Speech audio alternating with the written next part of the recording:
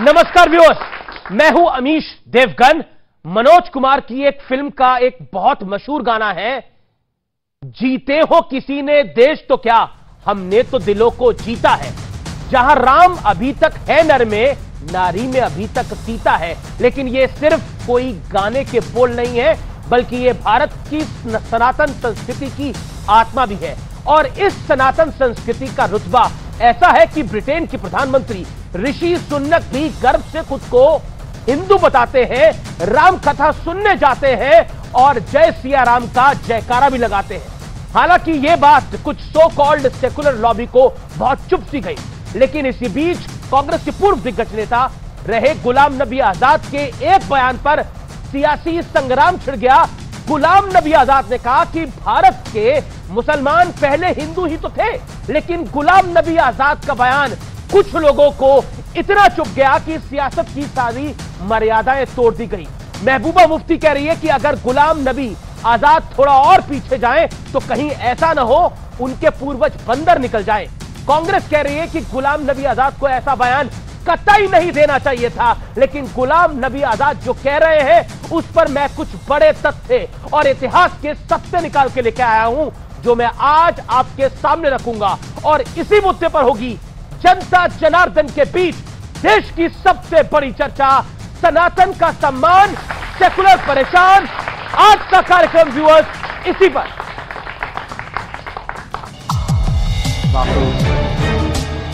जय सिया राम।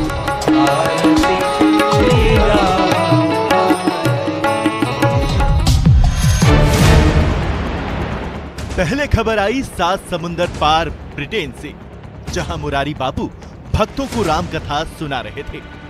तभी वहां ब्रिटेन के प्रधानमंत्री ऋषि सुनक पहुंच गए। सुनक ने मंच पर मुरारी बापू से मुलाकात की, फिर पूरे गर्व के साथ खुद को हिंदू बताते हुए जय श्री राम का नारा लगाया। बापू, जय सिया राम।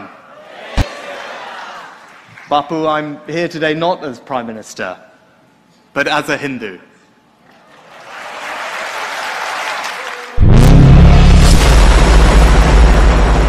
फिर बयान आया कांग्रेस के पूर्व वरिष्ठ नेता गुलाम नबी आजाद का, जिसमें उन्होंने कहा कि भारत के मुसलमान पहले हिंदू ही थे।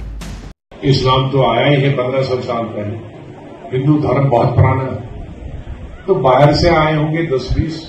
वो जब मुगलों के वक्त में उनकी फौज में थे, बाकी तो सब हिंदू से ही कन्वर्ट हुए हैं मुसलमान हिंदुस्तान में। लेकिन गुलाम नबी आजाद के इस बयान पर चौतरफा संग्राम छिड़ गया। अगर वो पीछे जाना चाहते हैं तो पीछे चले जाएं, हो सकता है कोई बंदर वंदर उनको पूर्वजों में मिल जाए। बयान ऐसे बयान देना नहीं चाहिए, क्योंकि जो बेकार सब बयान है। कंट्री को जब आगे ले जाने के बजाय अभी और पीछे ऐसे बयान देने तो और पीछे होते। उनको जानकारी नहीं इस्लाम के बारे में, या बीजेपी से कनेक्टेड होकर चुनाव लड़ेंगे या बीजेपी में चले ही जाएंगे। कुछ लोगों को खुश करने के लिए उन्होंने इस तरह का ये बयान दिया है, ताकि वो लोग खुश हो जाएं जिनसे उनको माल मलीदा मिलने वाला है। ठीक है, पहले लोग हिंदू थे, तो अगर से लोग कन्वर्ट हो रहे हैं, मुसलमान हो रहे हैं, तो उसमें उनको या किसी को क्या दिक्कत है। उन्होंने सही कहा, अगर डीएनए टेस्ट कराया जाए किसी भी मुसलमानों को, किसी भी ईसाइयों का, तो हिंदू ही निकलेगा।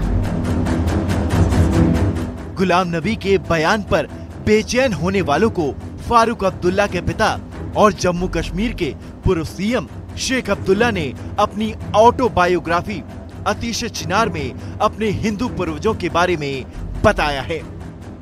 अतीश चिनार में शेख अब्दुल्ला ने लिखा है कि मेरे पूर्वज कश्मीरी पंडित थे। मेरे परदादा का नाम बाल मुकुंद कौल था। मेरे पूर्वज मूल रूप से सप्रू गोत्र के कश्मीरी ब्राह्मण थे। किताब के मुताबिक अफगान शासनकाल में उनके पूर्वज रघुराम ने एक सूफी के हाथों इस्लाम कबूल किया था। यहाँ तक कि शेख अब्दुल्ला के पोते और कश्मीर के पूर्व सीएम उमर अब्दुल्ला भी कह चुके हैं कि हर कश्मीरी कन्वर्ट हुआ है और कश्मीर में इस्लाम बाहर से आया है।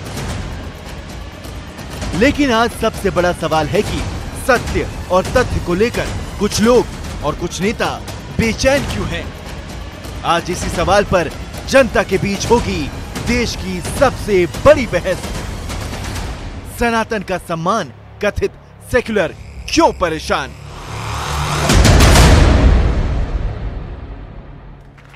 और इसी विषय पर बात करने के लिए मेरे साथ आ जुड़ रहे हैं कई खास मेहमान। सबसे पहले तो जोरदार तालियां सारी ऑडियंस के लिए हमारे साथ मौजूद है। और आज एक बेहद बड़ा खास पैनल है। सुधांशु त्रिवेदी हमारे साथ, भारतीय जनता पार्टी के member of parliament. Devkinandan Thakur है, उनको अभिनंदन है। राजकुमार भाटिया मेरे साथ, प्रवक्ता समाजवादी पार्टी के, उनका अभिनंदन है। और मेरे साथ शादाब चौहान है, नेता पीस पार्टी के, जोरदार तालियों के साथ उनका अभिनंदन है। मेरे साथ साजिद रशीदी है, जाने माने इस्लामिक स्कॉलर है, उनका अभिनंदन है जोरदार तालियों के साथ। तो आप तमाम लोगों का स्वागत है इस चर्चा में। शादाब चौहान, तो आपके पूर्वज भी हिंदू थे, ऐसा गुलाम नबी आजाद कह रहे हैं। देखिए, गुलाम साहब किसके गुलाम हैं मैं उस पे विषय पे नहीं जाना, उनकी अपनी राय है।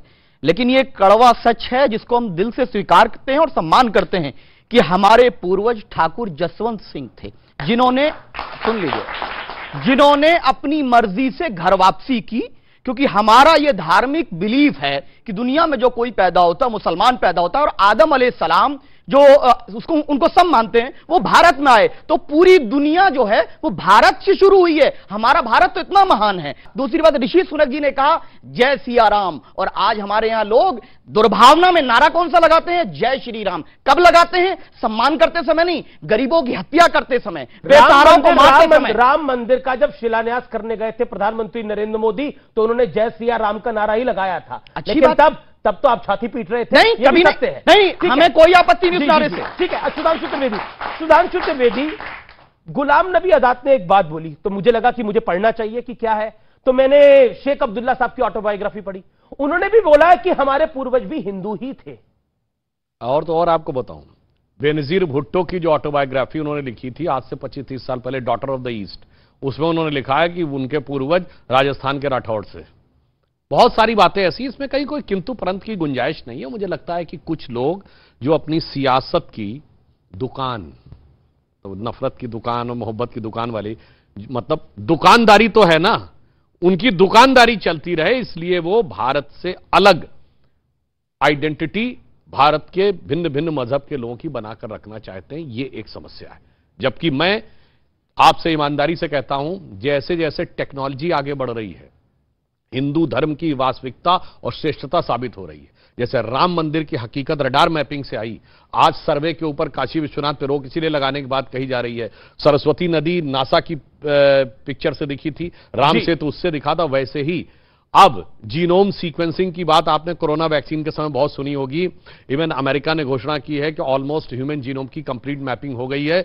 जिस दिन ह्यूमन जीनोम की मैपिंग हो जाएगी, एक दौर ऐसा आएगा कि जैसे आज आपकी ब्लड टेस्ट की रिपोर्ट होती है, 15-20 साल बाद डॉक्टर कहेगा अपना जेनेटिक मैप लाओ, और जब जेनेटिक मैप लाएंगे तो तय हो जाएगा कि हिंदुस्तान के किसी मुसलमान का कोई जेनेटिक कनेक्शन भारत से बाहर नहीं। भाई एक और बात आपको बताता हूं, अभी इन्होंने एक बात कही थी ना, जय सिया राम, जय श्री राम, ये बहुत लोग बोलते हैं। अरे जय श्री राम का नारा कब था? जब राम मंदिर राम लला के लिए था। भाई अभी तो राम लला थे, बालक राम थे। सिया राम तो तब आएंगे जब युवा होके विवाह होगा। तो जब तक राम लला है तो जय श्री राम ही होगा, और जिस दिन राजा राम बनेंगे तो जय सिया राम होगा। और एक लाइन और कह दूं आपसे, अभी आपने एक लाइन बोली ना, जहां राम अभी तक है नर में, नारी में अभी तक सीता है। मुझे याद है राम मंदिर आंदोलन के समय वह पंक्ति गवाई गई थी। मैं जब गया था ताला खुलने के संकल्प लेके, तो उसमें कहा गया था, जन जन के मन में राम रमे और प्राण प्राण में सीता है। हर हृदय की धड़कन रामायण पग पग पर बनी पुनीता है। यदि राम नहीं है सांसों में तो प्राणों का घट रीता है। इसलिए नरनाहर श्री पुरुषोत्तम का हम मंदिर भव्य बनाएंगे। सौगंध राम की खाते हैं हम मंदिर वहीं बनाएंगे। और आज आप देखिए, एक लाइन पूरी कर दो, लंबा हो गया मगर एक लाइन। ब्रिटेन का प्रधानमंत्री कहता है कि मेरी मेज के ऊपर गोल्डन गणेशा बैठे रहते हैं और मुझे प्रेरणा देते हैं। यह काल चक्र की गति का परिवर्तन था, जिसके लिए कहा गया था, तात राम नहीं नर भूपाला, भुवनेश्वर कालो कर काला। ये मनुष्य नहीं भगवान थे, काल के काल थे। ठीक है, मैं आपको बताऊंगा साजिद रशीदी, गुलाम नबी आजाद ने जो कहा सही कहा। क्या आपको लगता है उनकी बात से आप सहमत हैं? क्योंकि शेख अब्दुल्ला ने भी अपनी ऑटोबायोग्राफी में यही लिखा है।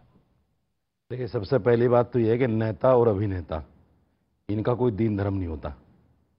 ये कब कहाँ कल्टी खा जाए कुछ कह नहीं सकते। सबसे पहले तो ये समझ लेना चाहिए। दूसरी बात, ये सत्य है, इसमें कोई दो राय नहीं है। जैसे शादाब ने भी कहा, सब जानते हैं हिंदुस्तान में 90% लोग कन्वर्टेड है, इसमें कोई दो राय नहीं है। लेकिन कन्वर्ट होने के बाद में जब ये कन्वर्ट हुए क्यों थे, मैं ये जानना चाह रहा हूं। क्यों का क्या मतलब है? सवाल है। नहीं, क्यों का क्या मतलब है? सवाल है। अगर एक आदमी हिंदू से मुसलमान तो क्यों का क्या मतलब हुआ? तो मेरा सवाल है कि क्यों हुए थे? आस्था उसमें जागी तो मुसलमान हो गया। अच्छा। भाई किसी की आस्था क्रिश्चियन में जाग रही, वो क्रिश्चियन हो गया। क्यों का तो कोई सवाल ही नहीं होता। तो इस्लाम में अलाउड है ऐसा कन्वर्जन? क्यों तो ऐसा हुआ जैसे नहीं, अगर एक बच्चा पैदा हो रहा है कि साहब ये पैदा क्यों हो गया, अरे हो गया भाई, ऊपर वाले ने दे दिया। हमें पता बच्चा कैसे पैदा हो रहा है, बताने की कैसे नहीं, क्यों वो पता है। कन्वर्जन के लिए पूछा हूं। बच्चा तो पैदा हो रहा है, पता है कैसे पैदा हो रहा है। बहुत विद्वान मानता था आपको तो कैसे और क्यों में भी फर्क का पता नहीं। कैसे और क्यों का फर्क पता नहीं आपको? आप इतना, मैं तो विद्वान मानता था आपको बहुत। अरे मैं भी आपको विद्वान ही मानता हूं, तभी तो आपसे सवाल पूछो। कैसे और क्यों का फर्क पता नहीं, तभी आप विद्वान हो, तभी तो आप कैसे और क्यों का फर्क पता नहीं। मैं तो सवाल पूछ रहा हूं भाई, क्यों हो रहा है? भाई सोच के तो पूछा करो। जब हमने मान लिया कि हाँ कन्वर्टेड है, अब कन्वर्टेड क्यों है उस पर मत जाइए। जो आदमी इस्लाम में कोई ऐसी बात छुपाना चाहते हैं, जो छुपाना नहीं चाहता, छुपाने का क्या मतलब है इसमें? तो बता दीजिए। फिर आप एक बेतुकी बात बोल गए। बेतुकी नहीं, मुझे गर्व है कि मैं हिंदुस्तानी हूं और मुसलमान हूं। मुझे गर्व है और मैं सीना ठोक के कहता हूं, 156 इंच का सीना लेके कहता हूं मैं मुसलमान हूं। 156 इंच का? यस, 56 नहीं, 156 इंच। और मुझे कोई रोक नहीं सकता इस पर। अभी सुधांशु जी जो है फिर मुस्लिम देशों में पहुंच गए। हम हिंदुस्तानी है मेरे भाई, हिंदुस्तान की बात करो ना हमसे। मुस्लिम देशों में क्या, और हम तो नहीं बैठ के बात करते हैं यहाँ क्या हो रहा है। अगर मुस्लिम देशों की बात करो तो मैं आपको एक सत्य बताता हूं आज। देखिए, मैं अभी हज पर होकर आया हूं सर। वहां हजारों लोगों का मजमा था। एक 10 रियाल किसी का गिर गया होगा बेचारे का। किसी आदमी ने उसको हाथ नहीं लगाया उठाने के लिए। क्यों? पता है कि अगर ये उठा लिया, चोरी हो गई तो हाथ काटा जाएगा। बिल्कुल, इतने सख्त कानून है वहां। मुस्लिम देशों की बात कर, वहां रेप नहीं हो सकता जैसे यहां रोजाना होता है ना। जैसे मणिपुर के सीएम ने कहा है कि ये काम तो रोजाना होते हैं यहां। रफीक शदानी हैं, बहुत पुराने शायर हैं और मतलब वो अक्सर अवधी भाषा में कभी अच्छी बात को मान लेना चाहिए। बहुत अच्छी उन्होंने बात कही। उन्होंने कहा कि यहां पर तो हाथ की इधर उधर उठा कोई रख लेता ना। कहीं झुम्मन से कल कहीं बफाती, सोच समझकर हज पर जायो। झुम्मन से कल कहीं बफाती, सोच समझकर हज पर जायो। हिया की लबजब हुआ न चलिए, आपन आपन हाथ बचायो। आप अपना, ये सही तो है कि आप अपना, आपको चोरी करके जाना पड़ेगा। जो बात मैंने कही वही इन्होंने कही। एक सीरियस बात जुम्मन है, जो ना आप अपना हाथ बचा के आए हो। अरे भाई, ना आप जुम्मन है, ना आप अपना हाथ बचा के आए हो। हाँ, बचा के आया हूं। खत्म बात, बचा के आया हूं। एक सीरियस बात कह दूं, कहा देखिए धर्म परिवर्तन होता है जिसको समझ आ गया। मजे की बात यह है कि सबसे जो अशिक्षित लोग होते हैं उन्हीं सबसे पहले धर्म समझ में आता है। ये मैं आप मैं बिल्कुल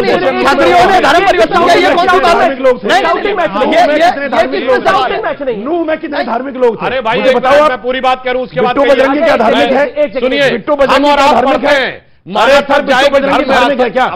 बिट्टू बजरंगी धार्मिक भाई, आप अपने मोनू मानेसर धार्मिक है? अरे भाई, आपने अपने कमाल की बात भाई। अरे ना जाकिर नायक धार्मिक है, हाफिज सईद धार्मिक है, लश्कर तैयबा धार्मिक है, जैसे मोहम्मद साहब का नाम है, आप तक नहीं बोले। आप लेके आओ ना पकड़ के। देवकीनंदन ठाकुर जी, आप जाने माने कथावाचक हैं, देश विदेश में कथा पढ़ने के लिए जाते हैं। ये गुलाम नबी आजाद साहब ने जो ये बात बोली है, ये आज पता लगी है या ये पहले से ही पता थी? ये लोग तो पहले से ही जानते थे।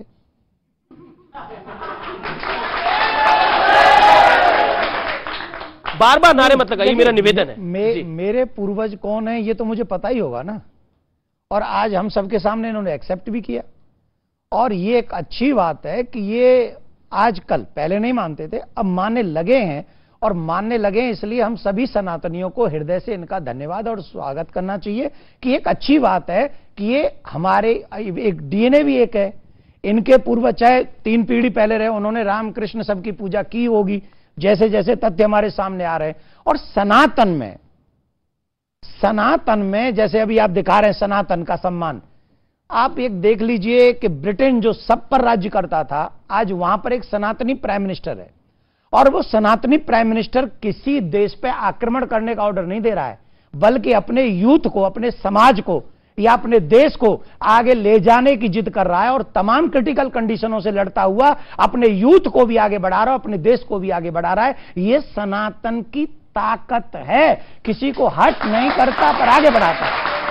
तो सनातन का मतलब है था, है और लेकिन हमारे देश के अंदर एक मेरा सवाल है और वो ये है कि ऋषि सुनक ने तो बोला कि मैं बतौर प्रधानमंत्री नहीं, बतौर हिंदू यहां आया हूं, और लेकिन हमारे देश के प्रधानमंत्री अगर इस बात को बोल दें, योगी आदित्यनाथ सीएम है वो बोल दें, गृह मंत्री अमित शाह है वो बोल दें, तो तूफान खड़ा हो जाता है। ऐसा लगता है कि उनसे बड़ा कॉम्युनल कोई नहीं है।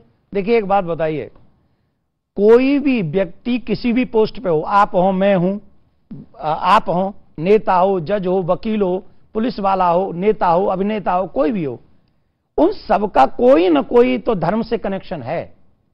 एक बात मैं आज आपके चैनल के माध्यम से बता रहा हूं, सब लोग सुन लें जी। जो मनुष्य जिस धर्म में पैदा हुआ है और अगर किसी पद पे बैठकर उसको वो नहीं मानता है, इसका मतलब ही है कि वो अगर उस धर्म को नहीं मानता है, इसका मतलब उस संविधान की कसम को भी नहीं मानेगा। बात है।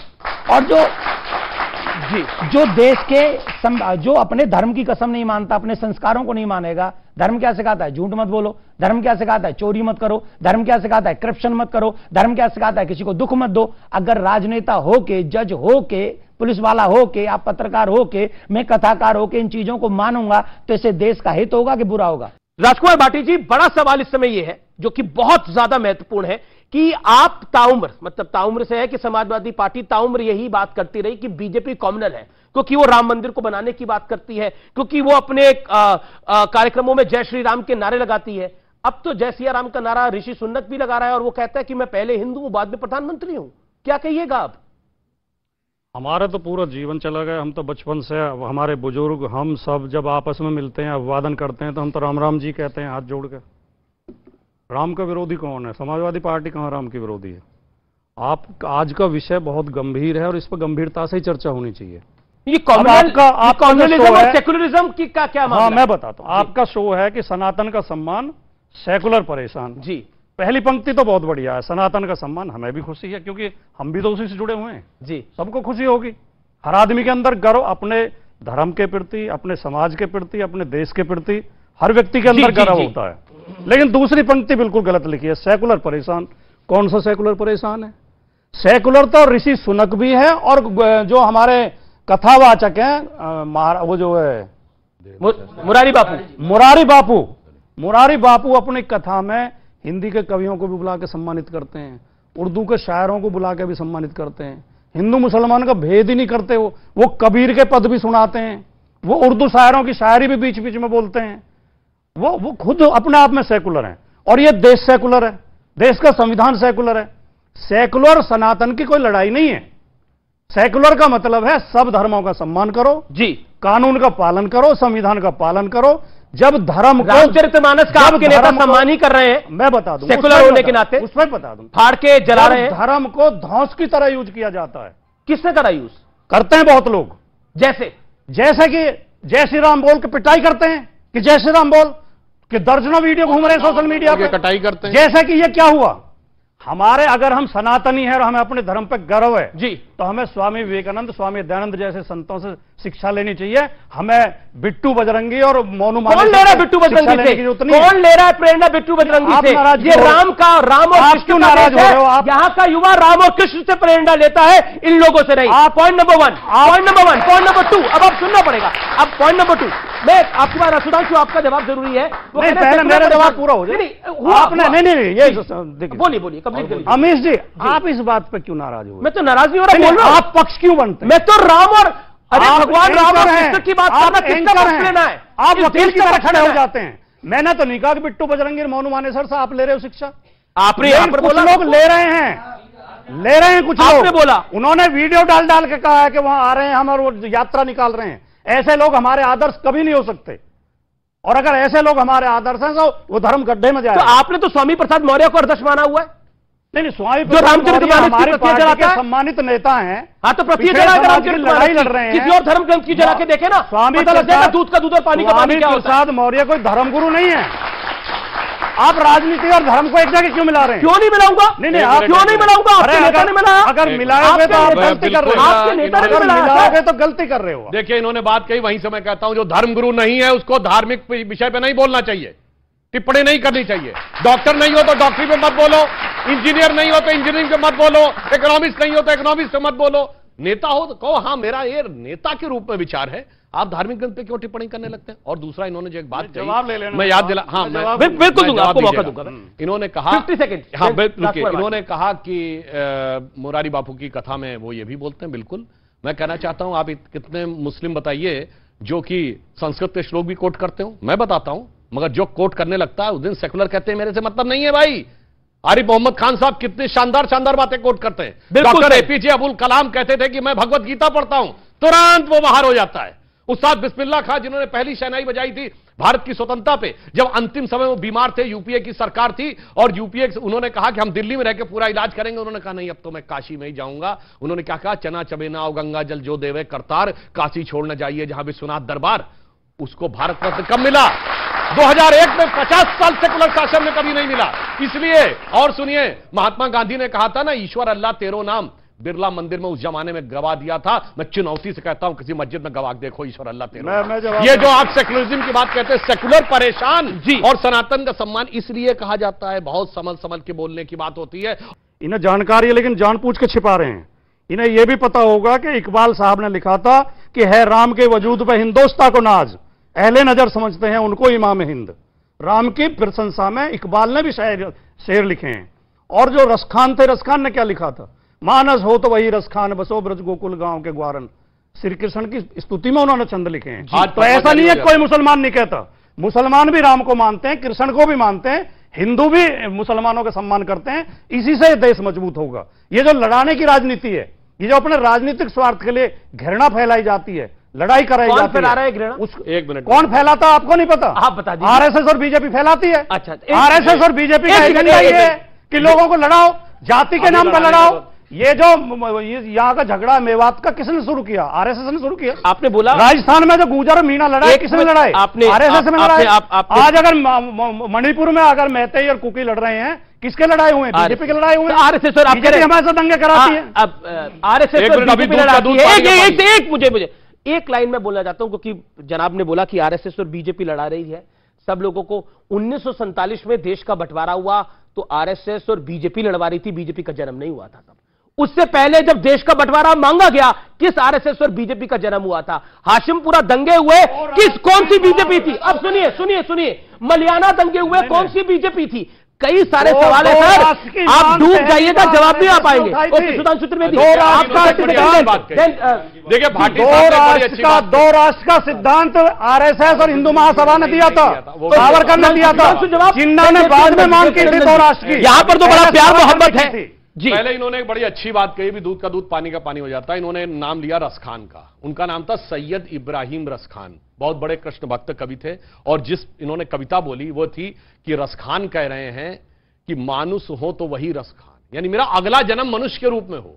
तो रसखान क्या करे, क्या बनूं? बसों ब्रज गोकुल गांव के ग्वारन, गोकुल में ग्वाल बालों के बीच में। जो पशु हो तो कहा बस मेरो, पशु के रूप में दूसरा जन्म हो। चरो नित नंद की धेनु बजारन, तो गाय बनूं नंद बाबा के। और पाहन हो तो वही गिरि को, पत्थर बनूं जो धर्यो कर छत्र पुरंदर धारन, गोवर्धन पर्वत पे। और जो खग हो तो बसेरो करो कहूं कालिंदी कूल कदम की डारन, यानी पक्षी बनूं तो उस कदम के वृक्ष पर जिसके नीचे भगवान कृष्ण मुरली बजाते थे। मैं पूछना चाहता हूं, अगला जन्म मानने वाला व्यक्ति जो कहे कृष्ण भक्त के रूप में अगला जन्म लूं, इस्लाम के हिसाब से सही है कि खारिज? अभी दूध का दूध पानी चालाकी है, दूध का दूध पानी का पानी। आज फतवा जारी हो जाता, रसखान पर फतवा जारी हो जाता। अच्छी बातें भी नहीं बचेंगी। इसीलिए मैंने कहा अमीश जी, रसखान ने तो ये शेष महेश दिनेश गणेश महेश जाय निरंतर गाँव है। रसखान ने तो ये भी कहा, और सुनिए उसके आगे क्या, ये ही अनादि अनंत अखंड जाय अनादि अखंड अछेद अभेद सुभेद बताइए। वेद अनादि उनका क्यों जवाब मांग रहे हो? रसखान का बात सर शराब चौहान, जवाब जो सुधांशु जी ने पूछा, और एक सवाल मैं अपनी तरफ से पूछ रहा हूं आपसे, क्या गुलाम नबी आजाद साहब अभी भी सेकुलर है? मैं तो कह रहा हूं कि वो गुलाम नबी से गुलाम भागवत हो गए, क्या हुआ नहीं मालूम, लेकिन उनको जिस चीज के बारे में क्या हो गया गुलाम गुलामे नबी से लेकर के गुलामे मोहन भागवत तक का सफर। उन्होंने, क्योंकि वो तथ्यहीन बात कर रहे हैं, वो ऐसी बात कर रहे हैं। उन्होंने कहा कि किसी का इतिहास इतने साल पुराना है, उन्हें पता होना चाहिए कि हमारा ये बिलीफ है। उनको नहीं मालूम, उनका बिलीफ ही नहीं है कि जब से दुनिया बनी है तब से इस्लाम है, लेकिन मुकम्मल हुआ है। अभी बताएंगे उनको, रिलीजियस स्कॉलर हमारे बैठे हैं, वो बताएंगे कि वो मुकम्मल हुआ है नबी करीम सल्लल्लाहु अलैहि वसल्लम पे। लेकिन जो दो बातें कहीं, सबने मान लिया डीएनए एक है, हमने भी मान लिया सबका डीएनए एक है, वो आदम अलैहिस्सलाम का डीएनए है, सब, किसी को कोई आपत्ति नहीं, हम सब भारतीय हैं। लेकिन बार बार सवाल के लिए हाथ खड़ा है, नहीं, बार बार सवाल करना कि आप देशभक्त हो नहीं हो, हर चीज नहीं। तो अब गुलाम नबी आजाद तो सेकुलर नहीं रहे, वो मोहन भागवत के गुलाम हो गए, ये आप कह रहे हैं ना।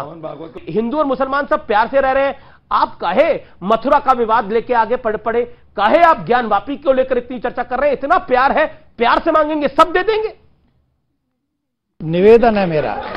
क्या बात कर रहे हैं आप, मोहब्बत है, मोहब्बत की दुकान खुली हुई है, आप क्या बात कर रहे हैं, मांग के तो देखिए जरा। दुकान में हमारी जगह नहीं है अमीश जी। अच्छा, नहीं, हमारी जगह नहीं उस दुकान में, मोहब्बत की दुकान। नहीं, उसमें हमारे लिए कोई जगह नहीं। अगर जगह होती तो मानेसर जेल में होता। अच्छा, ठीक, तो उससे हमें रिलेट नहीं। ठीक है। ये जो भाई साहब हैं जिन्होंने काली जैकेट पहनी है, मैं नाम नहीं, शदाब चौहान साहब, हम चौहान साहब कहेंगे, प्यार की बात है। चौहान साहब से हम एक निवेदन कर रहे हैं। अभी इन्होंने क्या कहा कि कब से, जब से धरती बनी है तब से क्या है क्या?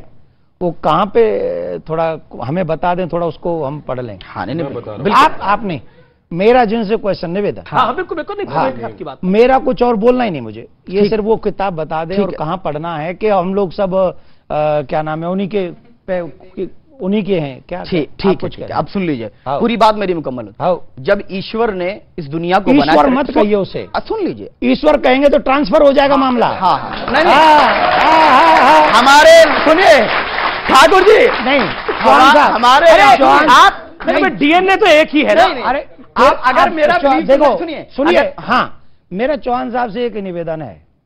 यही बात रामलीला ग्राउंड में एक बहुत बड़ी मीटिंग हुई थी और एक बहुत बुजुर्ग थे, उन्होंने महाराज मनु को आदम कह दिया, ठीक, जो कि सनातनियों के साथ बहुत बड़ा खिलवाड़ है। मैं ये कह रहा हूं, तुम्हारा आदम जो होगा उसका आप रिस्पेक्ट करें, I respect your feelings, but मेरे महाराज मनु को, जो कि ब्रह्मा जी की संतान है, ब्रह्मा जी जो कि नारायण भगवान की नाभि के कमल के ऊपर बैठकर प्रकट हुए हैं, जो नारायण भगवान से सत्य सनातन प्रकट हुआ है, आप महाराज मनु को, उनकी पत्नी शत्रुपा को अगर आप कहेंगे कि वो हमारे हैं और उनको अपना नाम देंगे, आदम कहेंगे, इससे मुझे कड़ा विरोध होगा। I respect, a lot of respect my religion, सनातन धर्म, और मैंने वेद पढ़े हैं, मैंने भागवत पढ़ी है। भागवत उदाहरण है कि इस सृष्टि का सृजन कैसे हुआ। वो मूर्ख हैं जो हमें ये बताते हैं कि हमारे पूर्वज बंदर थे। हमारे पूर्वज ना कोई बंदर है ना कोई आदम है, हमारा पूर्वज भगवान नारायण है, नारायण से ब्रह्मा, ब्रह्मा से मनु, और महाराज मनु की संतान होने के नाते मानव कहलाए। इसलिए हमारे इस पूरे गणित में डीएनए एक होगा, आपने बीच में चेंज किया होगा कुछ, हमारा डीएनए नारायण से चल रहा है और आज तक वही है। सुनिए, आर पार में रुकेंगे एक अंतराल के लिए, लेकिन अंतराल के बाद ये चर्चा और जोरदार होगी। क्या वाकई सेकुलर लॉबी पूरी तरह से परेशान है और शायद इस कार्यक्रम को देखकर और परेशान हो रही है? ब्रेक के बाद पब्लिक पूछेगी सवाल, जोरदार होगा ये चर्चा का पूरा दौर। देखते रहिए आर पार न्यूज 18 इंडिया पर। पशु की पूजा करेंगे, आदमी का सिर काट देंगे। किसका सर काटा भाई? आदमी का पेशाब करते हो, सर तक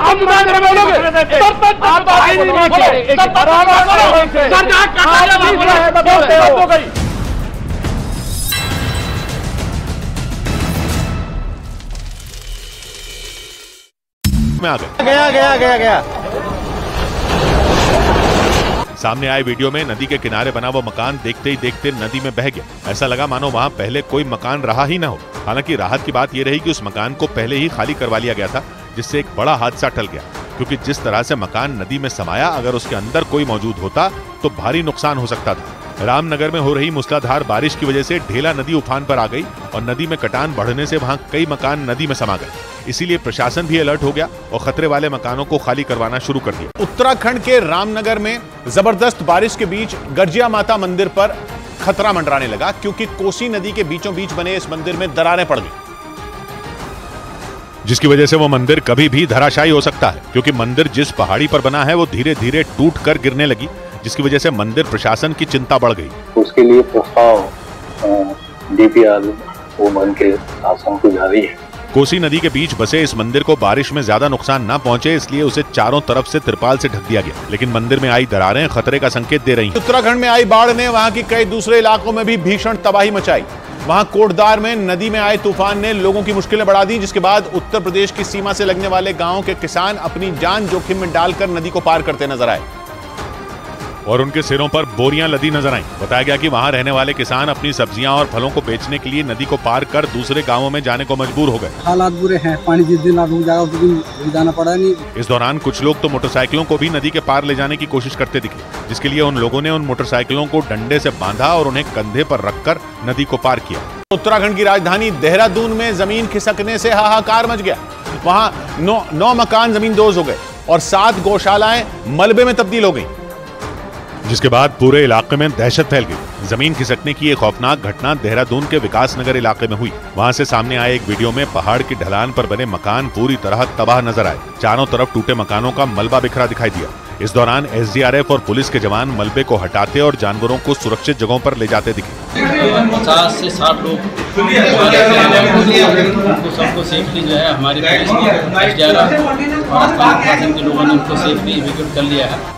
गरीमत ये रही कि इस हादसे में किसी की जान नहीं गई। खतरे को देखते हुए वहां रहने वाले लोग पहले ही अपने घरों से बाहर निकल गए थे। वहां से सामने आए एक दूसरे वीडियो में एसडीआरएफ के जवानों के साथ कुछ लोग सही सलामत बच गए मकानों को खाली करते नजर आए। हिमाचल प्रदेश में हुई मूसलाधार बारिश से दिल्ली पर बाढ़ का खतरा मंडराने लगा, क्योंकि यमुना नदी का जलस्तर एक बार फिर खतरे के निशान के ऊपर पहुंच गया। हिमाचल प्रदेश में पिछले कई दिनों से हो रही मूसलाधार बारिश से नदी नाले उफान पर आ गए, जिससे यमुना नदी में पानी इतना ज्यादा बढ़ गया कि दिल्ली के निचले इलाकों पर बाढ़ का खतरा मंडराने लगा। वहां से जो वीडियो सामने आया उसमें दिल्ली के लोहे के पुल के नीचे से यमुना नदी उफान पर बहती नजर आई। मौसम विभाग के मुताबिक यमुना नदी का जलस्तर 205 मीटर तक पहुंच गया। उत्तराखंड के यमुनोत्री से निकलने के बाद यमुना नदी हिमाचल प्रदेश की पहाड़ियों से होते हुए हरियाणा के रास्ते दिल्ली पहुंचती है। इसी वजह से दिल्ली के निचले इलाकों पर एक बार फिर बाढ़ आने की आशंका जताई गई। मौसम विभाग का अनुमान है कि अगर हिमाचल में ऐसे ही खौफनाक हालात बने रहे तो दिल्ली के कई इलाकों में यमुना का पानी सड़कों और घरों में घुस सकता है। पंजाब के गुरदासपुर में बाढ़ में फंसे लोगों को बचाने के लिए एनडीआरएफ की टीमों ने रेस्क्यू ऑपरेशन चलाया। पंजाब में मूसलाधार बारिश ने वहां के कई जिलों में बाढ़ जैसे हालात पैदा कर दिए। गुरदासपुर जिले के हालात तो सबसे ज्यादा बिगड़ गए, क्योंकि गुरदासपुर में बाढ़ ने ऐसा कोहराम मचाया कि लोगों का सब कुछ तबाह हो गया। वहां से जो तस्वीरें सामने आई उनमें जहां तक निगाह गई सिर्फ और सिर्फ पानी नजर आया। खेत हो या घर, सब के सब पानी में डूबे दिखाई दिए। कई इलाकों में बड़ी संख्या में लोग बाढ़ में फंस गए, जिसके बाद गांव वालों की मदद से एनडीआरएफ के जवानों ने उन्हें ट्रैक्टरों से न सिर्फ सुरक्षित ठिकानों तक पहुंचाया बल्कि उनके खाने पीने की चीजों का भी इंतजाम किया। और जहां जहां प्रशासन को लग रहा है वहां हमें डेप्यूट कर रहा है। प्रशासन के मुताबिक गुरदासपुर के बाढ़ प्रभावित इलाकों से 1000 से ज्यादा लोगों को सुरक्षित निकाला गया। जोशीमठ से हैरान कर देने वाला एक वीडियो सामने आया। वहां सड़क नहीं होने की वजह से लोगों ने जान जोखिम में डालकर पहाड़ी रास्तों से एक गर्भवती महिला को अस्पताल पहुंचाया, जिसका वीडियो सोशल मीडिया पर वायरल हो गया। सामने आए वीडियो में कुछ लोग उस गर्भवती महिला को कंधे पर कुर्सी के सहारे ले जाते दिखाई दिए। रास्ता इतना ज्यादा खतरनाक था कि एक कदम भी इधर उधर पड़ता तो बड़ा हादसा हो सकता था, लेकिन उन लोगों ने बेहद सावधानी के साथ न सिर्फ उस रास्ते को पार किया बल्कि वहां से गुजर रही एक नदी को भी अस्थायी पुल की मदद से पार किया। एक रोज पहले ही प्रशासन ने नदी के ऊपर 2 बड़े पाइपों को रखकर इस अस्थायी पुल को बनाया था। हम लोगों की मदद करी, यहाँ पे पुल बनाया। हालांकि लाख मुश्किलों का सामना करते हुए उन लोगों ने उस गर्भवती महिला को अस्पताल पहुंचा दिया। कांगड़ा में बारिश की वजह से राजगुंदा वैली में मौजूद सालों पुराना एलिफेंट ट्री गिर गया। हाथी जैसा दिखने की वजह से वो पेड़ लोगों के बीच एलिफेंट ट्री के नाम से मशहूर था। उस पेड़ के गिरने की डरा देने वाली तस्वीरें भी सामने आई, जिनमें वो पेड़ अचानक ही भरभरा कर गिरता नजर आया। भारी बारिश के बाद सड़क के किनारे पर मौजूद उस पेड़ के आसपास की मिट्टी खिसक गई, जिसकी वजह से वो भारी भरकम पेड़ देखते ही देखते जमींदोज हो गया।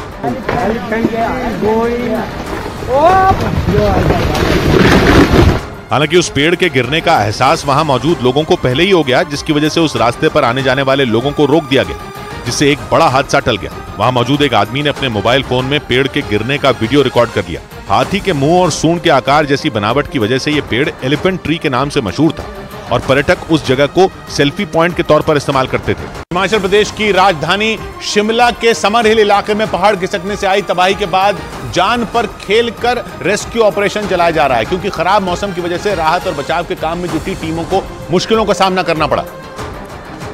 लेकिन बीते 4 दिनों से मौसम की परवाह किए बगैर एनडीआरएफ, एसडीआरएफ और सेना के जवान राहत और बचाव के काम में जुटे हैं। हाथों से और मशीनों की mदद से पहाड़ से आए मलबे को हटाया गया। शिव मंदिर के मलबे में दबी टिन की छत और पेड़ के तनों को काटने के लिए कटर मशीन का इस्तेमाल किया गया। जो हमें मेन लग रहा था कि जहां मेन बिल्डिंग थी ऊपर, जो मंदिर का साइड था, वो पूरा क्लियर जेसीबी और मैनुअल के द्वारा साफ हटा दिया गया है। मलबा हटाने के काम में जुटे एनडीआरएफ के एक अधिकारी ने बताया कि जिस जगह पहाड़ खिसका वहां से करीब 2 किलोमीटर दूर एक शव बरामद किया गया। 4 दिन पहले वहां पहाड़ का बड़ा हिस्सा खिसक गया था, जिसकी वजह से शिमला कालका रेल लाइन और एक शिव मंदिर पूरी तरह तबाह हो गया। हिमाचल प्रदेश के कांगड़ा में चौथे दिन भी बाढ़ में फंसे लोगों को निकालने के लिए रेस्क्यू ऑपरेशन जारी रहा, जिसके लिए सेना के जवान, एनडीआरएफ और एसडीआरएफ की टीम जी जान से जुटी, जिन्होंने वहां के इंदौरा इलाके से 1,500 से ज्यादा लोगों का रेस्क्यू किया। बताया गया कि एनडीआरएफ की 6 टीमों के 250 सदस्य रेस्क्यू ऑपरेशन में जुट गए, जिन्होंने उफनती लहरों के बीच जान जोखिम में डालकर रेस्क्यू किया और न दिन देखा न रात, बस बाढ़ में फंसे लोगों को सुरक्षित जगह तक पहुंचाने में जुट गए। वहां से आई तस्वीरों में एनडीआरएफ के जवान फंसे हुए लोगों को लाइफ जैकेट पहनाकर नाव के सहारे बाढ़ के पार ले जाते नजर आए। बहुत लोग अभी भी फंसे हैं, 1500 से अधिक लोगों को निकाला जा चुका है। वहाँ पोंग बांध से पानी छोड़े जाने की वजह से कई इलाकों में भयावह बाढ़ आ गई, जिसकी वजह से कई गांव पानी में डूब गए और वहाँ 10 से 12 फीट तक पानी भर गया, जिससे वहाँ रहने वाले लोगों की जान पर खतरा मंडराने लगा। कांगड़ा में वायुसेना ने 72 घंटे से बाढ़ में फंसे करीब 1000 लोगों की जान बचा ली। बाढ़ में फंसे सभी लोगों को वायुसेना के हेलीकॉप्टर की मदद से सुरक्षित जगहों पर पहुंचाया गया, जिसका एक वीडियो सामने आया जिसमें वायुसेना के जवान हेलीकॉप्टर के जरिए बाढ़ में फंसे लोगों को एयरलिफ्ट करते दिखे। इसी वीडियो में वायुसेना के जवान हेलीकॉप्टर से छलांग लगाते दिखाई दिए और एक बच्चे और उसके परिवार को बचाते नजर आए। वहां से सामने आई एक दूसरी तस्वीर में धान के खेत के बीच कुछ लोग खड़े दिखाई दिए, जिन्हें वायुसेना की रेस्क्यू टीम के सदस्य ने एक एक कर एयरलिफ्ट कर लिया। कांगड़ा के अलग अलग इलाकों में वायुसेना ने कुछ इसी तरह हेलीकॉप्टर की मदद से बाढ़ में फंसे कई लोगों को बचाया, क्योंकि बाढ़ की वजह से वहाँ कई इलाके पूरी तरह पानी में डूब गए, जिसकी वजह से वहाँ फंसे लोगों को सड़क के रास्ते सुरक्षित जगहों पर पहुंचाना संभव नहीं था। पहाड़ों पर मूसलाधार बारिश के बाद पंजाब की घग्गर नदी उफान पर आ गई, जिसकी वजह से डेरा बस्सी में नदी पर बना पुल सैलाब की चपेट में आकर बह गया और वहां आसपास रह रहे लोग खौफ में आ गए, क्योंकि वहां से आई तस्वीरों में पुल को तोड़ने के बाद नदी का पानी बिजली की रफ्तार से आगे बढ़ता दिखाई दिया। हिमाचल प्रदेश में भारी बारिश के बाद पंजाब में घग्गर नदी उफान पर आ गई और उसमें खतरनाक लहरें उठने लगी, जो अपने साथ नदी पर बने पुल के एक बड़े हिस्से को बहा ले गई। पुल टूटने की वजह से वहां से गुजरने वाले लोगों की मुसीबत बढ़ गई, क्योंकि ये पुल डेरा बस्सी को ढकोली इलाके से जोड़ता था। घग्गर नदी का जलस्तर बढ़ने से कई गांवों को भी खाली कराना पड़ा। पंजाब के फाजिलका और फिरोजपुर पर भी बाढ़ का खतरा मंडराने लगा, क्योंकि भाखड़ा और पोंग बांध से कई लाख क्यूसेक पानी छोड़ा गया, जिसकी वजह से वहां के कई इलाकों में बाढ़ जैसे हालात पैदा हो गए, जिससे वहां के कई गांवों में पानी घुसने लगा। और अगर भाखड़ा और पोंग बांध से और पानी छोड़ा गया तो मुमकिन है कि पंजाब के कई जिलों में बाढ़ भारी तबाही मचा सकती है। बताया गया कि पीछे से 2.25 लाख क्यूसेक पानी छोड़ा गया, जो वहां के लोगों के लिए मुसीबत का सबब बन गया। वहां से जो तस्वीरें आई उनमें पानी का स्तर और रफ्तार काफी तेज नजर आई, जो आसपास के इलाकों को अपनी जद में लेने को बेताब दिखा। आसपास के कई गांवों में तो पानी ने घुसपैठ करनी शुरू भी कर दी। गांव में तो पानी का लेवल बढ़ गया है, पीछे से 2,25,000 क्यूसेक होने के कारण थोड़ा बहुत गाँव में तो जाएगा। बाढ़ का खतरा बढ़ता देख वहां प्रशासन अलर्ट पर आ गया और बचाव के लिए कदम उठाने शुरू कर दिए। उत्तराखंड के रामनगर से खतरनाक लहरों के तांडव मचाने का एक डरावना वीडियो सामने आया। वहां एक पक्का मकान किसी तिनके की तरह ढेला नदी में समाता दिखा, लेकिन जैसे ही वो मकान नदी में गिरा, लोगों के रोंगटे खड़े हो गए। भारी भरकम मकान को पानी में समाता देख लोग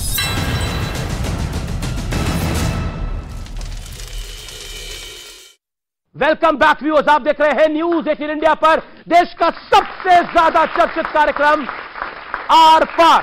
आज ऋषि सुन्नत कह रहे हैं कि मैं बतौर प्रधानमंत्री नहीं बतौर हिंदू आया हूं। आज गुलाम नबी आजाद कह रहे हैं कि हम सब पहले सनातनी थे, हम कन्वर्ट हो गए। शेख अब्दुल्ला की बायोग्राफी है, तो मानिए ना कन्वर्ट हुए, या तो किसी लालच में हुए या किसी डर में हुए। ऑप्शन तो यही थी। शादाब चौहान, एक मिनट वो लाइए, क्या आप 50 का 100 का एफिडेविट ले आइए, उस पर साइन कर देंगे। किस बात के लिए एफिडेविट लिया? कि हाँ कन्वर्टेड है। तो कितनी बार बोले इसको कितनी बार बोले? देवकीनंदन जी, बोलेंगे कि आपको देवकीनंदन जी 30 सेकंड है। सुधांशु त्रिवेदी, देवकीनंदन जी 30 सेकंड। मैं सिर्फ 20 सेकंड में बात खत्म कर रहा हूं जी। आज इस बहस में एक बहुत काम अच्छा हो गया कि सबने एक्सेप्ट किया कि हमारा डीएनए एक है। ठीक, रुकिए। अब एक और बात निश्चित हो जाती है कि हमारे पूर्वजों ने कभी न कभी तो भोले बाबा की और श्री कृष्ण की पूजा की होगी। तो हम आप सबसे आज आप ही के चैनल के माध्यम से, शांति वार्ता के माध्यम से शांति मैसेज हम आप सबको हाथ जोड़ के दे रहे हैं। इसमें हमारे कोई द्वेष भाव नहीं है। हमारे श्री कृष्ण को, उनकी छवि को औरंगजेब ने कृष्ण मंदिर तुड़वाकर उनकी छवि को जामा मस्जिद की सीढ़ियों में गाड़ दिया है। बस चेक हो जाने दो है कि नहीं है, तो वो हमें दे दीजिए। अगर नहीं है तो उसमें जो नुकसान होगा हम आपको ला कर देंगे, हम देंगे, उसे सीढ़ी बनवाएंगे। बस डीएनए ने कभी ना कभी तो उन्होंने भी पूजा की है ना हमारे पूर्वजों ने। तो मतलब आप कह रहे हैं सब, सुधांशु मैं आपको बता रहा हूं, ओके, आप सब आप कह रहे हैं सब अगर कन्वर्टेड है तो जी।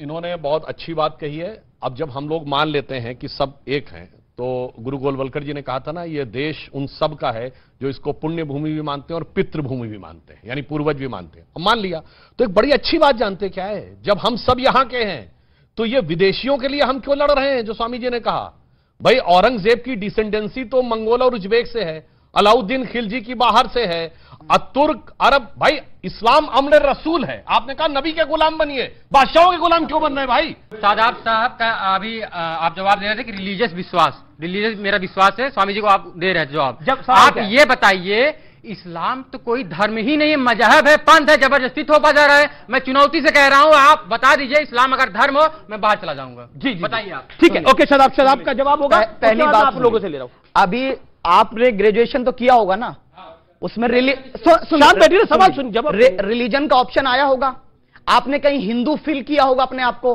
क्या हिंदू, अब मेरे विद्वान बैठे हैं, सनातन धर्म के विद्वान है, सनातन धर्म तो है, लेकिन हिंदू शब्द कब आया, क्या लेना देना है उसका सनातन धर्म से? वो मुझे बता दीजिए। विदेशियों ने नाम दिया, उस नाम को ढोरे, पहले अपना सोच लीजिए, बाद में मेरे से सवाल करना। जी आप बता दीजिए, आप बता दीजिए कहां से आया हिंदू? जी, बृहस्पति आगम में लिखा, हिमालय समारंभ यावत बिंदु सरोवरम तद्देव निर्मितम देशम हिंदुस्तानम प्रचक्षते। तो हिंदुस्तान आ गया ना, हिंदू से हिंदुस्तान हुआ। अरे ठीक, पाखंड हुआ है, सनातनी लोगों के साथ पाखंड हुआ है। क्या पाखंड हो रहा है? किसी वेद में हिंदू शब्द कैसे आया? ओके, देवकीनंदन जी कुछ कहना चाह रहे? देवकीनंदन जी बोलिए, देवकीनंदन जी, मैं आपको मौका दूंगा। रुक जा भैया, ओ भैया ने रुकला भाई, हम बैठे हैं यहाँ, कुछ नहीं, एक क्वेश्चन नहीं है। ये जो काली जैकेट वाले चौहान साहब हैं जी, पाखंड का अर्थ बताएं क्या है? मैं बता रहा हूं, पाखंड का अर्थ वो है जो सनातनियों के साथ हुआ, टैग में हिंदू लिख दिया गया, यही सबसे बड़ा पाखंड है, यही अर्थ है। बजा ताली, हाँ, और सर्च करना है। चार वेद है, चारों का सम्मान है, साबित कर दे कहीं मेंशन्ड हो हिंदू। बताइए देवकीनंदन जी, बताइए, हिंदू बताइए ना।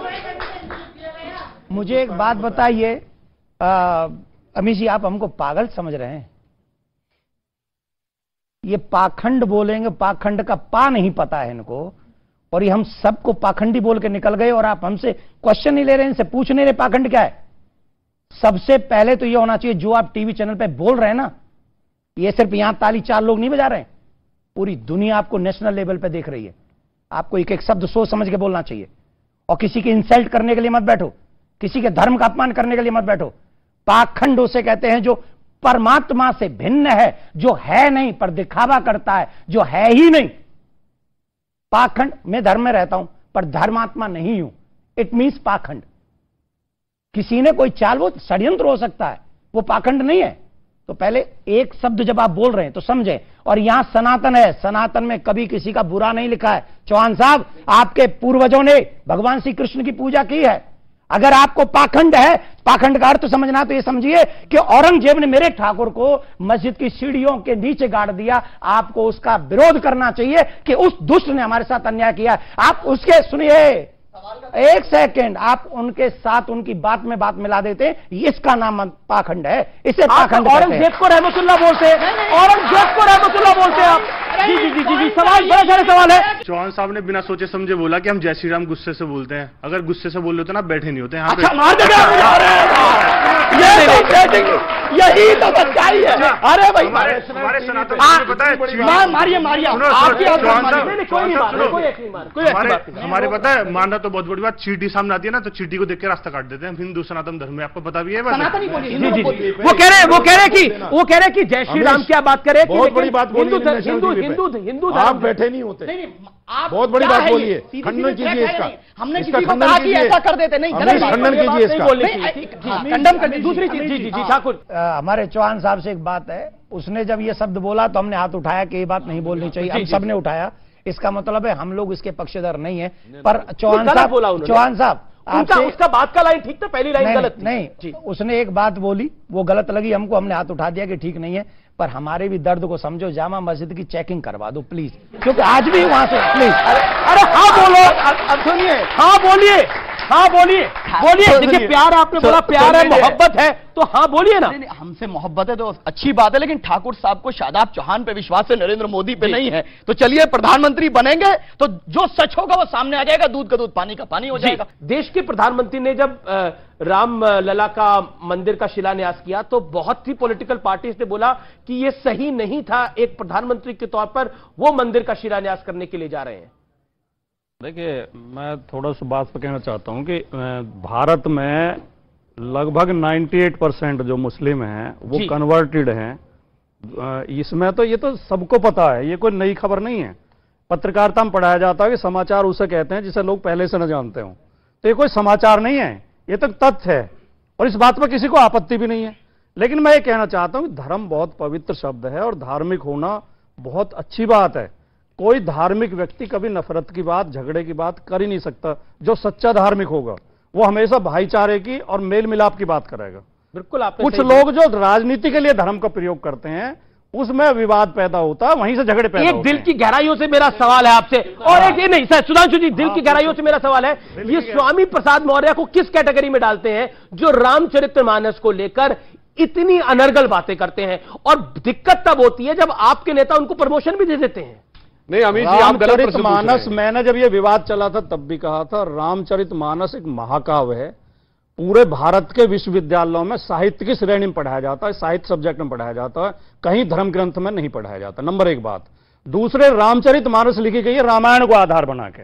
रामायण में भी वही 7 कांड है, बाल कांड है, अयोध्या कांड है, अरण्य कांड है, किष्किंधा कांड है, सुंदर कांड है, युद्ध कांड है और उत्तरकांड है। और ये ही सारे रामचरितमानस में है। जू के तू कहानी भी जू की तो रखी है, लेकिन उन्होंने, तुलसीदास जी ने कुछ अपने शब्द ऐसे प्रयोग कर दिए हैं और कुछ घटनाओं को चेंज कर दिया है। हाँ, वो स्वामी प्रसाद मौर्य को समझ आ गई, अभी तक किसी को समझ नहीं आई थी।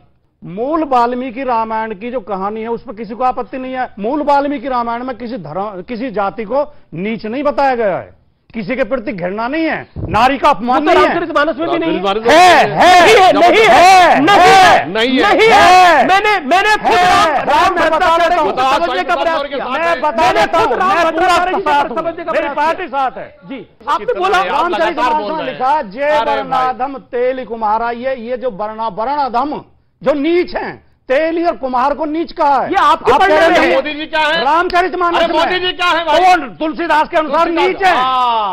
अरे लिखा है, और इस समय तो नहीं लिखा, नहीं लिखा, नहीं, उसका मतलब नहीं। आगे क्या है?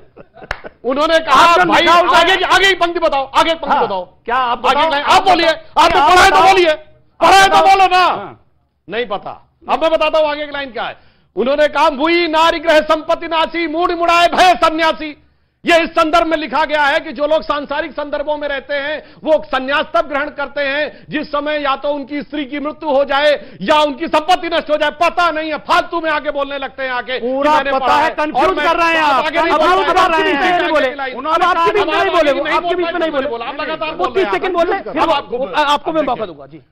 इन्होंने कहा स्वामी प्रसाद मौर्य को पहली बार जानते क्या समझ में आया? 5 साल भाजपा में रह समझ में नहीं आया या सपा में आते ही समझ में आ गया? पहला तो इसका कारण बहुत साफ है। और सुनिए, उससे पहले बसपा में जब रहे, दलित ब्राह्मण अलायंस था, हाथी नहीं गणेश है ब्रह्मा विष्णु महेश, तब भी नहीं समझ में आया। गजब के भाई स्वामी है, अद्भुत ज्ञान है। 5 साल बसपा में रहकर नहीं समझ में आता, 5 साल भाजपा में नहीं समझ में आता है। जैसे इनके साथ आते हैं सारा ज्ञान के पट खुलने लगते हैं। अब इन्होंने एक बात कही गंभीर, हाँ 70 के दशक में लिखा जाता था, और ये क्यों लिखा जाता था मैं बताता हूं। आप सबसे कहता हूं जाके आज देखिए, आज तो पुरानी आर्काइव्स खुल गई हैं, जाके चेक करिएगा। एक टर्म है आइडियोलॉजिकल सबवर्जन। ये बाकायदा कम्युनिस्ट पार्टी का एजेंडा था केजीबी का, और इसका रेफरेंस है कि Mitrokhin's archive KGB and the world part 2। ये सारी बातें भारत को कमजोर करने के लिए थी। क्योंकि ये रामचरितमानस पे, क्योंकि ये रामचरितमानस की बात हुई, ये रामचरितमानस की बात हुई।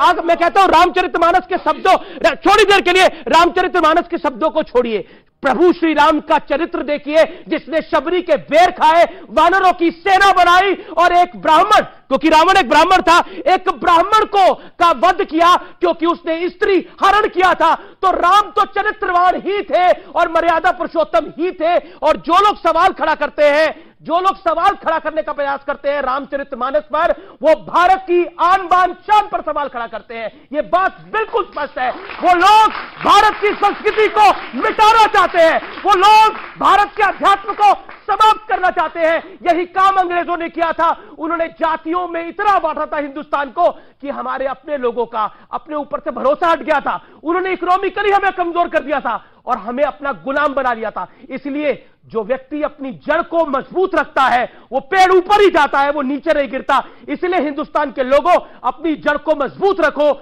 नहीं तो कब अंत हो जाएगा पता नहीं। जी तो हमारा जवाब लेना चाहिए। जी जी जी जवाब लेना चाहिए। हाँ, बोलिए, बहुत कंफ्यूजन कर दिया। जब 2600 साल पहले महात्मा बुद्ध जातिवाद का विरोध कर रहे थे, वर्ण व्यवस्था का विरोध कर रहे थे, तो केजीबी के एजेंट थे। जब कबीर लिख रहे थे, जब कबीर, महात्मा बुद्ध ने पूरा वर्ण व्यवस्था का विरोध किया। जब कबीर लिख रहे थे कि जात पात पूछे नहीं कोई, हर को भजे सो हर का होई, और जो जातिवाद का विरोध कर रहे थे, तो वो केजीबी का एजेंट थे। जब बाबा साहब अंबेडकर, अब आप बोलने नहीं दे रहे हैं, मैंने आपको शांति सुना। सुनिए, आप गलत बयान कर रहे हैं, आप गुमराह कर रहे हैं, आप षड्यंत्र बता रहे हैं। आपको सुनना चाहिए धैर्य के साथ, जैसे मैंने धैर्य के साथ सुना था। बाबा साहब ने, बाबा फिर चिल्लाने लगे आप। बाबा साहब ने मनुस्मृति की होली जलाई थी, केजीबी के एजेंट थे वो। अच्छा ठीक है, आपने जातिवाद की लड़ाई है, जाति अस्मिता की लड़ाई है, ये रुक नहीं सकती आपके। अच्छा, विषय दूसरी तरफ। बाबा साहब केजीबी का एजेंट बात गुमराह नहीं कर सकते। बाबा साहब गुमराह नहीं ग्रहण किए। पढ़िए, ये वही शक्तियां हैं जो चाहती हैं कि हिंदू समाज में जाति, और ये वही शक्तियां जो 80% लोगों को जैसे हनुमान जी को 80% लोगों को पशु समझते हैं, जब पशु से भी नीच समझते हैं, ये वो शक्तियां हैं। ठीक है, जो 80% लोगों को पशु से नीच समझते हैं। अरे नहीं, बिल्कुल पशु की पूजा करेंगे, आदमी का सिर काट देंगे। किसका सर काटा भाई? आदमी का पेशाब करते हो, सरपंच से काटा जा रहा है, हिम्मत दिखाने की औकात तो बोलो। सरपंच से बोलोगे, सरपंच से बोलोगे, सरपंच आप भाई नहीं नीचे सर जहां काटा गया हो गई, जिक्की बन गई, अरे सर जहां काटा गया वो जिक्की बन गई। मानवता को विभाजित किया आपने। जी जी, सीधी साहब आप बड़ा मुस्कुरा रहे हैं। गीता में कहा गया स्वधर्मे निधनम श्रेयो परधर्मो भयावह। अपने अपने धर्म का पालन करो, कोई झगड़ा ही नहीं है। इसीलिए मैं अटल जी की कविता की वह प्रसिद्ध कविता हिंदू तन मन हिंदू जीवन रग रग हिंदू मेरा परिचय की अंतिम पंक्ति कर कहता हूं, होकर स्वतंत्र मैंने कब चाहा मैं कर लूं जग को गुलाम, मैंने तो सदा सिखाया है करना अपने मन को गुलाम। गोपाल राम के नामों पर कब मैंने अत्याचार किया, कब दुनिया को हिंदू करने घर घर में नरसंहार किया। कोई बतलाए काबुल में जाकर कितनी मस्जिद तोड़ी, भूभाग नहीं शत शत मानव के हृदय जीतने का निश्चय, हिंदू तन मन हिंदू जीवन रग रग हिंदू मेरा परिचय। जी, और व्यूअर्स, अब बात बॉक्स ऑफिस में मचे गदर की। 65 साल के सनी देओल का सिनेमा वाला पराक्रम इन दिनों लोगों के सिर चढ़ के बोल रहा है। व्यूअर्स, 11 अगस्त को रिलीज हुई गदर ने सिनेमा घरों के सूखे पर कमाई वाली बाढ़ लगा डाली है। लेकिन यह हुआ क्यों है? खुद को मेगा स्टार कहने वाले शाहरुख खान, सलमान खान, आमिर खान, अक्षय कुमार और पता नहीं कितने सारे उन जैसे बिग बजट स्टार्स एक्टर वैसे कमाल के लिए तरस गए थे जैसा सनी देओल ने कर दिखाया है। गदर को सिर्फ एक फिल्म कहना बिल्कुल गलत होगा। गदर एक इमोशन है जो छोटे शहरों के सिंगल स्क्रीन वाले दर्शकों को मजबूती से कनेक्ट करता है। आप ही सोचिए, आखिरी बार आपने कब ऐसे सिनेमाघरों में फिल्म खत्म होने के बाद लोगों को नाचते, झूमते, गाते देखा था आपने? गदर बम्पर हिट साबित हो रही है क्योंकि ये आम हिंदुस्तानी की भावनाओं का आईना है। गदर बम्पर हिट है क्योंकि ये देश प्रेम वाले जज्बे से भरी है। गदर बम्पर हिट है क्योंकि ये पाकिस्तान के खिलाफ हर हिंदुस्तानी की, इन लोगों की भावना की बात कहती है। मैं एक लाइन में गदर का मैसेज यह है कि हिंदुस्तान जिंदाबाद था, है और हमेशा रहेगा।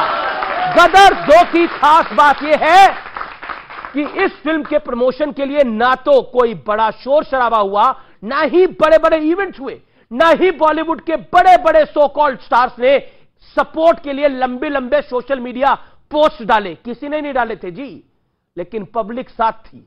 स्टार्स नहीं थे, लेकिन इन पब्लिक के सितारे गदर के साथ थे। और ना ही टिकटॉक की फर्जी बुकिंग वाला घोटाला हुआ। यानी गदर असली मायने में एक मेगा हिट हिंदी फिल्म अरसे के बाद आई है। एक्सपर्ट्स का कैलकुलेशन कहता है कि गदर जिस रफ्तार से बढ़ रही है वो कई बड़ी फिल्मों को अगले 10 दिनों के भीतर ही धराशायी कर देगी। गदर 7 दिनों में 283 करोड़ का कलेक्शन कर चुकी है। यह अपने आप में एक रिकॉर्ड है और आने वाले 3 दिनों में यह आंकड़ा 350 के पार पहुंच जाएगा।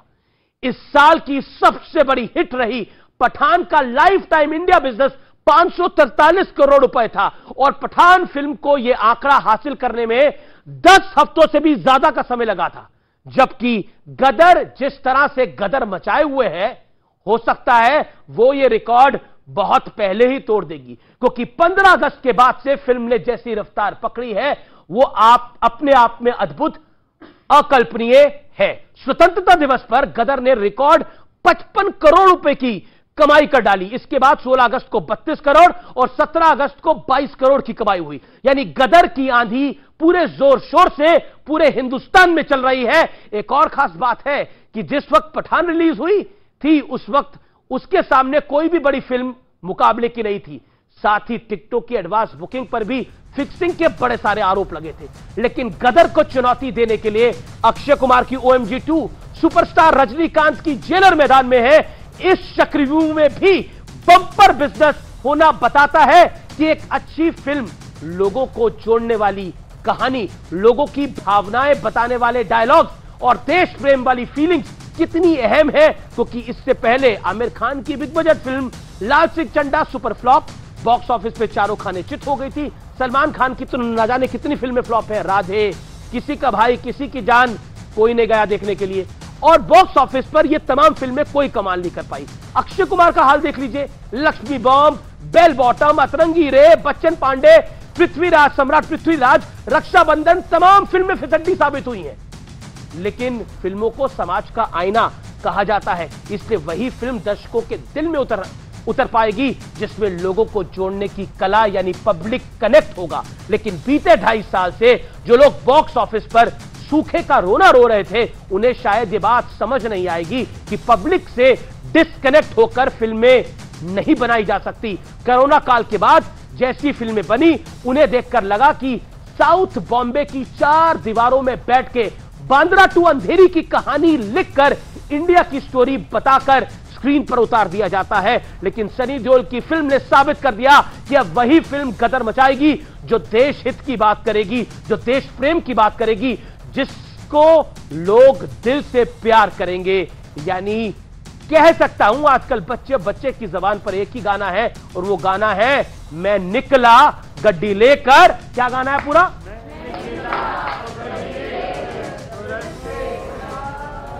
मैं उत्थे दिल छोड़ आया। यानी कुल मिलाकर पब्लिक का दिल गदर के साथ है। आप लोगों ने इस कार्यक्रम को देखा, इसके लिए आपका बहुत बहुत साधुवाद। नमस्कार, जय हिंद, वंदे मातरम।